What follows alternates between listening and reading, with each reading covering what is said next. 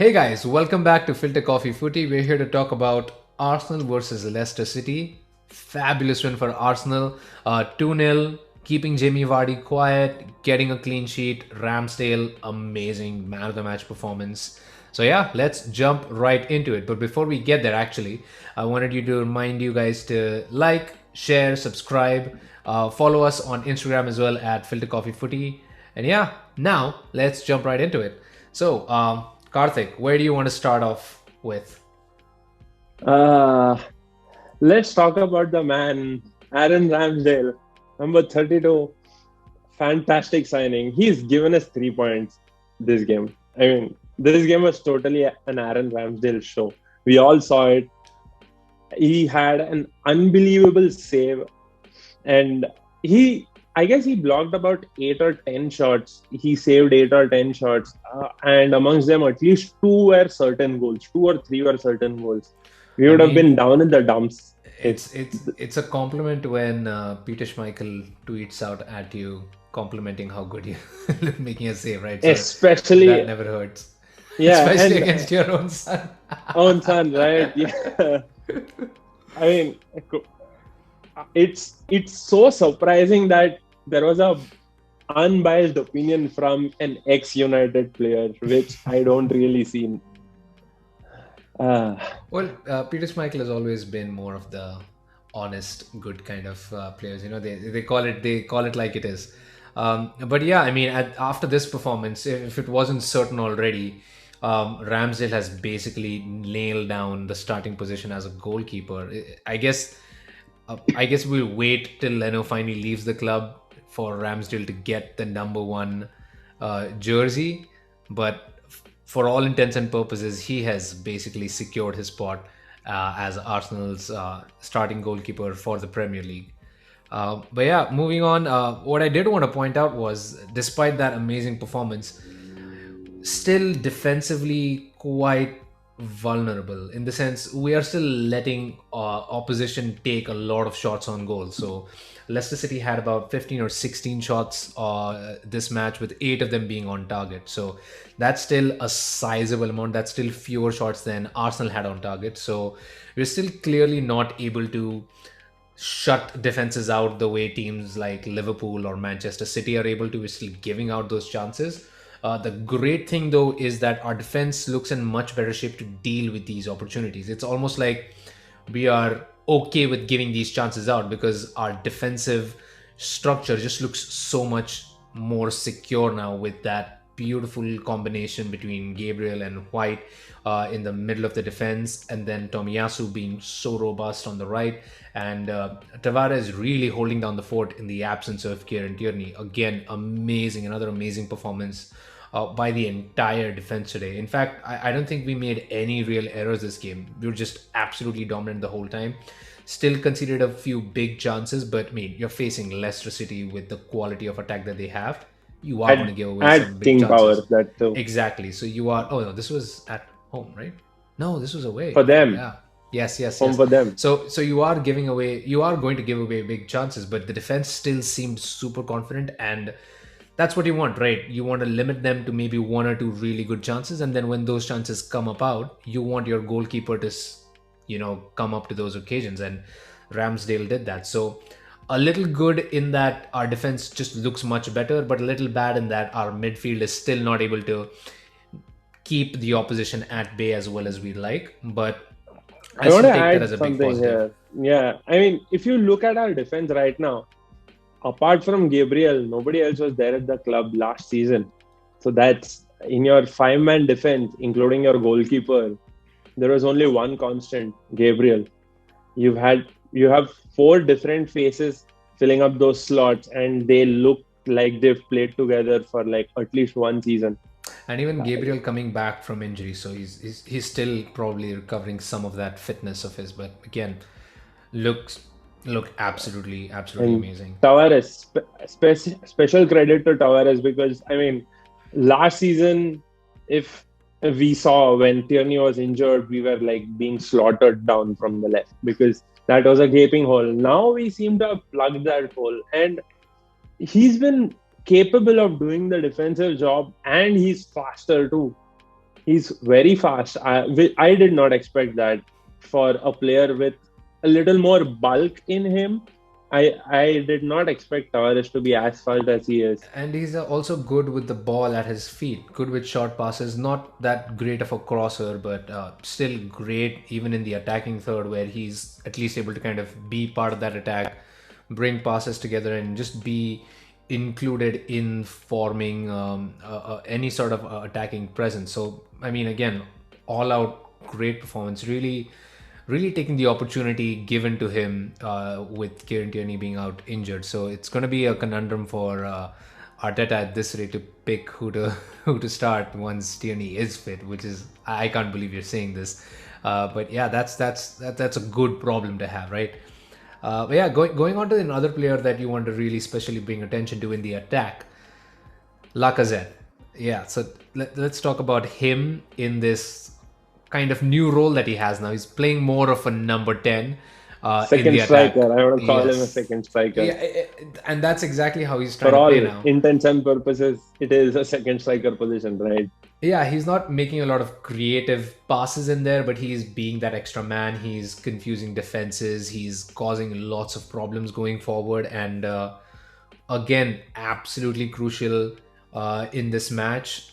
Just great, great to see him back in form. Great to see him and Aubameyang connecting so well again. So tell me a little bit more about where you think he's kind of going from. I think Lacazette and Aubameyang both have realized that they have to evolve in the sense that now you see Aubameyang also tracking back, Aubameyang being more vocal and being that leader. Same thing with Lacazette. He radiates that energy. He brings that bite whenever he's on the pitch. I mean, he gave us some good substitute appearances. Now he's starting. He's bringing that bite into the team, which we probably did not see last season for various reasons. But whatever these two are bringing right now, I'm all up for it. And they are the seniors and they're leading the charge. Makes a lot of sense for you to have two very pumped up seniors like rally your entire young ones, because everyone else apart from those two and maybe Partey is like on the younger side of 25. Yeah, exactly. And it just takes the pressure off of the youngsters in it. It allows people like Emil Smith Rowe to make the kind of confident, determined finishes like the one he made. Uh, just because it just makes you feel so much more confident going into the game when you know that your biggest names on the team sheet are doing their part and giving you all the resources to perform at your best without having to take so much of the pressure on yourself as well. So again, amazing to see them running the show the way they are. It's again, I've never been a big fan. I wasn't a big fan when we offered Aubameyang the big contract. I've always been an advocate of, maybe Lacazette should be sold at this point, but when they're performing as well as they are, it's hard for me as someone who's always rooted for the youth to be promoted within Arsenal to not want them to kind of stick around a little bit more, because this is what you want experience in the team to be doing for you, is bedding the youth in while giving them the confidence to go out and perform the way that Arsenal have been performing the last few matches. To that Uh, point, I would really want to add, like, I want to see Martinelli play up front with Lacazette, because that would really do him a world of good. Martinelli is smart, he's fast, he dribbles, and he's way too direct. Having someone like a Lacazette who's playing in the half spaces might be super advantageous to him, or him playing with Martin Odegaard. That's something that I want to see happen, and I hope that we try that option as well and maybe give Aubameyang some much needed rest as and when the time comes. yeah, that's an amazing idea. But speaking of performances, let's end on talk about Leicester. They have had a very patchy start to the season, which is surprising because usually the first half of the season is where Leicester always shine. That's their bread and butter. That's when they make their points. That's when they claim their stake for top four. And then typically, as we've known over the last few seasons, they kind of just peter out. But this season, not such a good start. Of course, Wilfred Ndidi has been injured, which I feel has been a big factor in them being as defensively fragile as they have been. But even so, still relying on Jamie Vardy going up in the attack. What do you take from Leicester, where they are sitting right now, and what do you think their season is going to look like going forward from here? I think it's kind of the instability that's creeping into them about what the future holds, because hey, Jamie Vardy is going to be around for a season at the most two. I don't see him going farther than that. And then you have the whole Brendan Rodgers conundrum where right now it seems that he's much bigger than Leicester, and with the United job also being open right now, almost open, and there were some rumors flying in about Rodgers willing to take up the job. I think some level of uncertainty is looming around the club, and that can only go away if we see some direct performances. I, I Plus, think I think there was yeah, also a rumor that I heard where Rogers turned down the Newcastle job because he's hoping for a United call up. So definitely turning into a much bigger name at the club right now. But yeah, please go ahead, finish your point. I mean, if you have two Uniteds and you want to choose the bigger one, obviously, right? And Newcastle are the no rich, but United is all about the prestige and heritage and whatnot. Although I would think Rodgers would be better off in the Newcastle United job, because Man United currently are not in the right place. Well, United seemingly do need a good manager, a tactical manager. So maybe someone like Rogers is the person that they need at this point to kind of turn their fortunes around.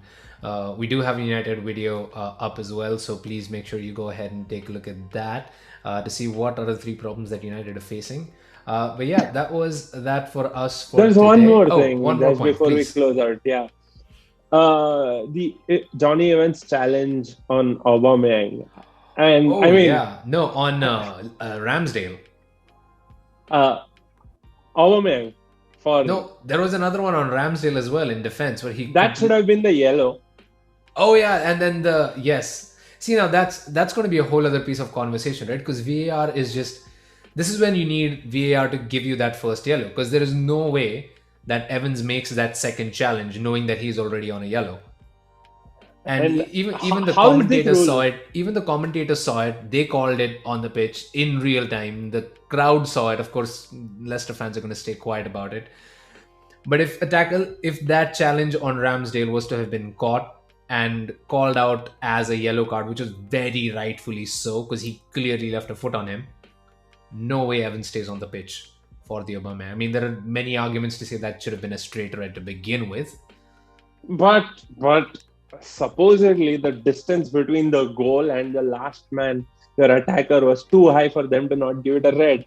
But the exact That's same this. thing happened against Crystal Palace, It right? doesn't even matter. That's a subjective thing, right? You know who's the guy who's going to go through with the ball. Obama, he's one of the fastest striker in the. You can't tell me that you don't think Aubameyang is going to get a one-on-one chance even at that distance. But the commentator said that. The commentator on the stream that I watched said that maybe he's got away because of the distance from goal. But hey, Wilfred Zaha went down and Emerick Laporte got a straight red for the exact same challenge from almost the exact same distance. And that comes to the point, right, where is the refereeing sitting at this point? What are these criteria that they're trying to use? VAR are supposed to make these decisions easier, just making it more complicated. At this point, I would assume VAR would just say, yeah, well, that's a red card because that's a last man. It shouldn't matter how far you are. That's a last man tackle at that point. So But anyway, we should really laud the Premier League, the Footballing Association, and the PGMOL for consistently being inconsistent. Hats off to you guys. Slow claps as well, because you are super inconsistent. I mean, this is unreal, unseen no, levels but of no, seriously consistency. though, I'm glad we brought this point up because it's important to talk about the bad things even when you have a good result and not just complain about bad decisions when decisions are made and you're going to lose. So it was important to bring this point up that even though we won the match, there probably should have been better refereeing, and we should have been in a much better situation that we were come the end of the result. But yeah, that's all the time that we have for today. So that's where we're gonna wrap up. Again, please like, share, subscribe. Show us your support. We slowly creepy growing, so help us grow even more. Follow us on Instagram at Filter Coffee Footy, and we shall see you next time Soon. around. Yeah, bye. Bye bye.